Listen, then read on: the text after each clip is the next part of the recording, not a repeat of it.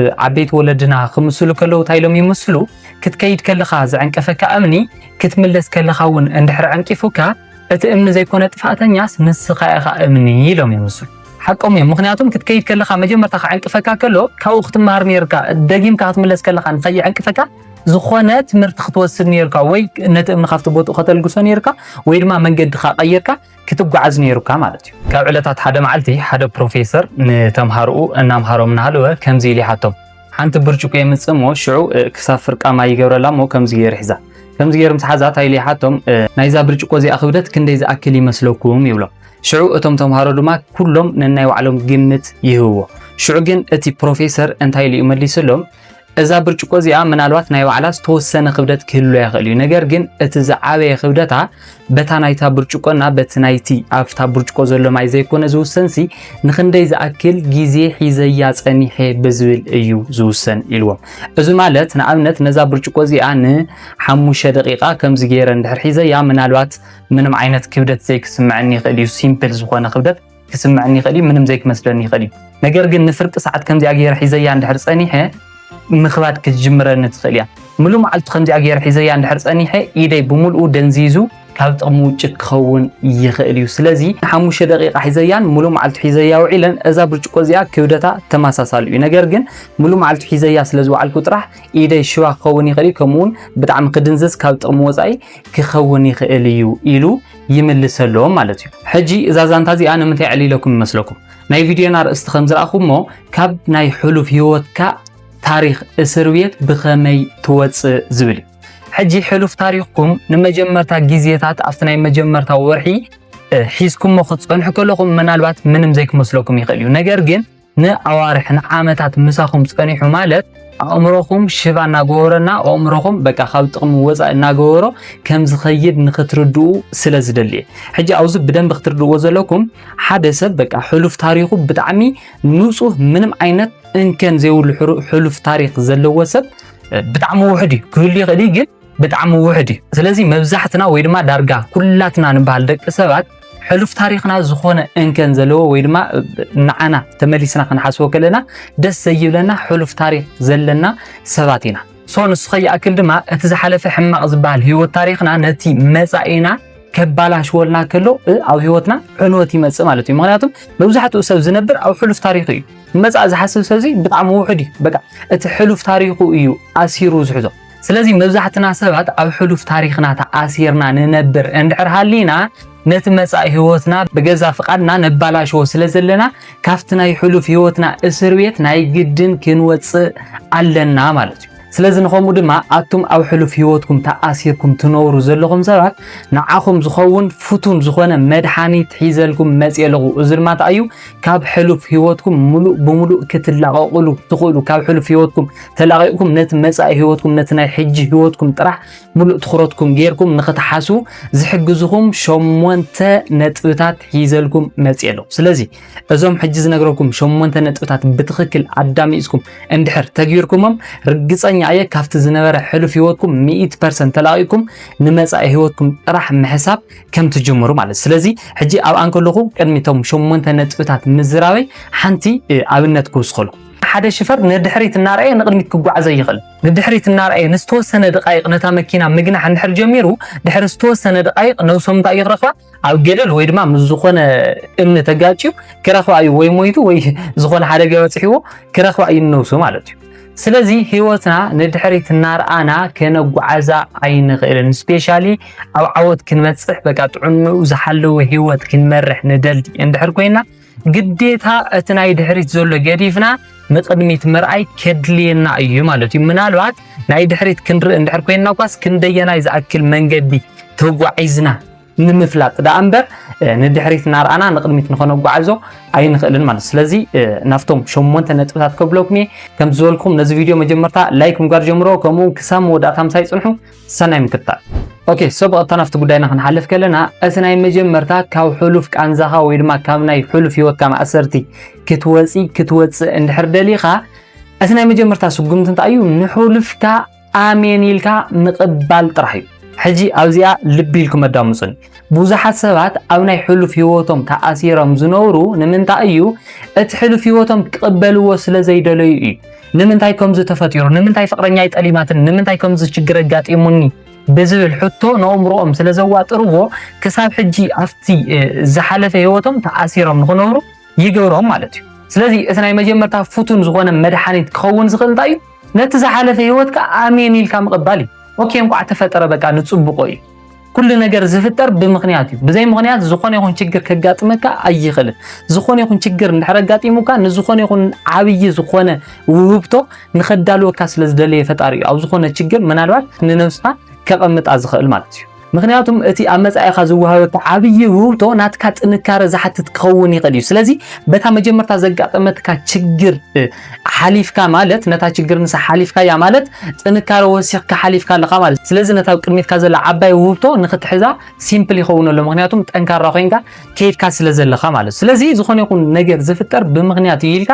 ነቲ ኣብ ህይወትካ ዘጋጠመካ ሕማቕ ነገር ኣሜን ኢልካ ክትቅበሎ ኣለካ ተዚዮ ኮይኑ ግን ነቲ ዝሓለፈ ህይወት ታሪኽኩም ኣሜን ኢልኩም እንድሕር ዘይተቐቢልኩሞ እመኑኒ ብተኣምር ካፍቲ ዘለኹሞ ሕማቕ ህይወት ታሪኽ ወይ ድማ ካፍቲ ሕሉፍ ህይወት ታሪኽኩም ፈፂምኩም ክትወፁ ኣይትኽእሉ ስለዚ ብፍቅረኛኻ ተጠሊምኪ ኦኬ ብፍቅረኛኻ ተጠሊምካ ኦኬ ዝኾነ ካብ ተኣምኖ ሰብ ዝኾነ ዓብይ ዝበሃል በደል በፅሒካ እሺ ኩሉ ነገር ንፅቡቕካ እዩ ነኦም ቂም መሓዝ ግደፎ ኣሜን ኢልካ ተቐበሎ ንፈጣሪኻ ምምራር ኣቋርፅ ተመስገን ምባል ጀምር ማለት እዩ ሽዑ ካብ ናይ ሕሉፍ ህይወትካ ማእሰርቲ ንምልቓቕ ሓደ ስጉምቲ ሰጊምካ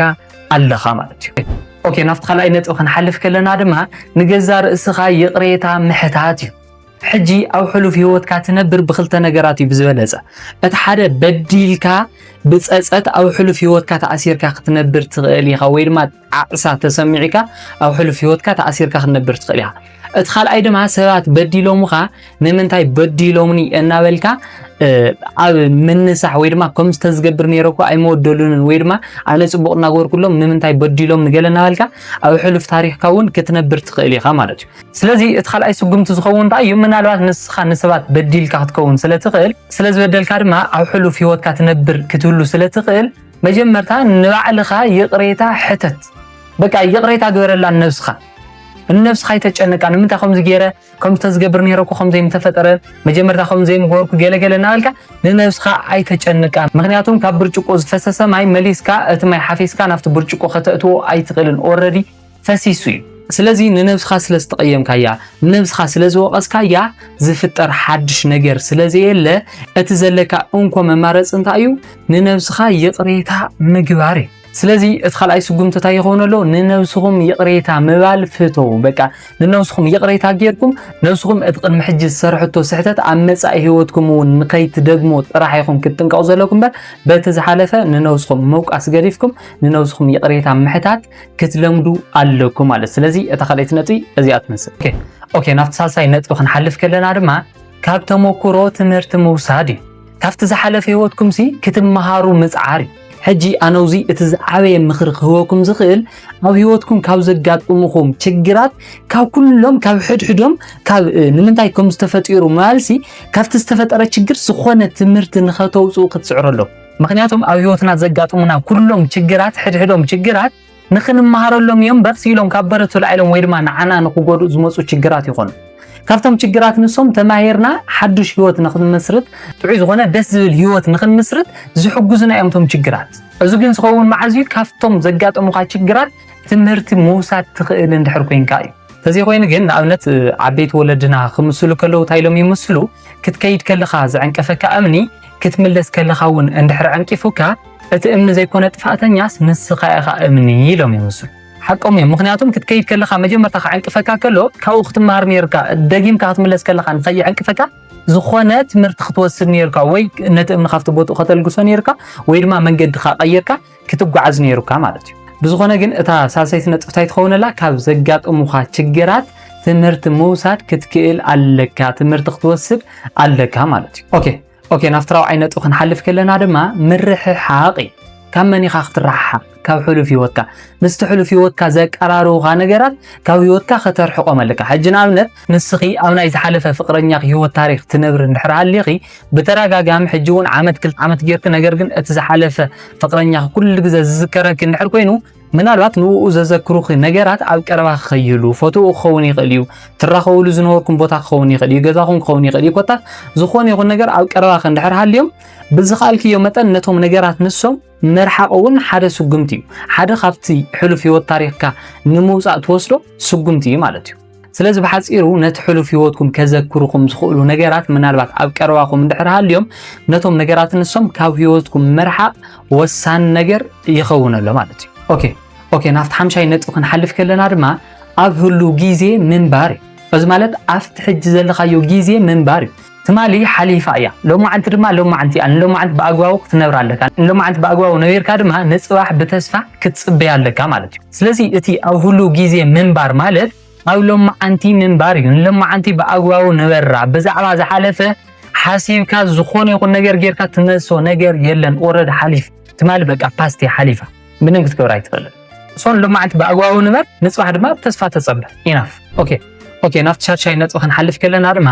ኣብ ህይወትካ ሓድሽ ራእይ ምርኣይ እዩ ዕላማ ምግባር ማለት እዩ ዕላማ ክህልወካ ኣለዎ ንመፃኢ ትሓስበሉ ዕላማ እንድሕር ዘይሃልይካ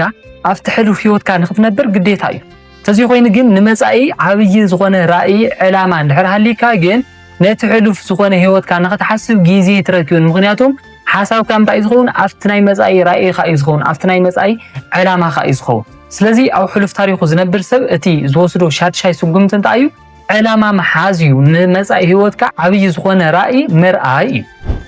እዩ ናፍቲ ሻውዓይ ነጥብ ክንሓልፍ ከለና ድማ ናይ ሰባት ደገፍ ምንዳይ እዩ ወይ ድማ ናይ ሰባት ደገፍ የድልየካ እዩ እዚ ማለት እዩ መሓዙት የድልዩካ እዮም ቤተሰብ የድልየካ እዩ በቃ ሶሻል ላይፍካ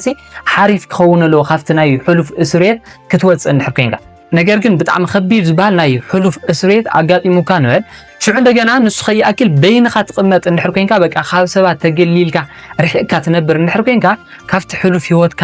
ናይ ምውፃእ ዓቕሚ ዘለካ ተኽእሎ ብጣዕሚ ዝተሓተ እዩ ነገር ግን ሶሻል ላይፍካ ብደንብ ጌርካ እንድሕር መሓይስካዮ ብዙሓት መሓዙት እንድሕር ኣፍሪኻ ምስ ቤተሰብካ ዘለካ ኮሙኒኬሽን ብደንብ ጌርካ እንድሕር ኣጠናኺርካዮ ግን ካብቲ ናይ ሕሉፍ ህይወትካ እስር ቤት ናይ ምውፃእ ዕድልካ ብጣዕሚ ዝለዓለ ይኸውን ኣሎ ማለት እዩ ስለዚ ብሓፂሩ እታ ሻውዒት ነጥብ እንታይ ትኸውነላ ናይ ሰባት ሓገዝ ከም ዘድልየካ ኣይትዘንግዕ በይነይ ክዋፅኦ እየልካ ምሕሳብ ትኽክል ኣይኮነን ማለት እዩ ኦኬ ናፍታ ሻምነይትን ናፍታ ናይ መወዳእታ ነጥብ ክንሓልፍ ከለና ድማ ግዜ መሃብ ሕጂ ካብ ሕሉፍ ህይወትካ ካብ ሰሙን ወይ ድማ ኣብ ሓደ መዓልቲ ክትወፅእ ትኽእል ምስ ግዜ ኢኻ ክትሓውል ትኽእል ምስ ግዜ ኢኻ ክትድሕን ትኽእል ስለዚ ትዕግስቲ ክህልወካ ኣለዎ ማለት እዩ ሕጂ ንኣብነት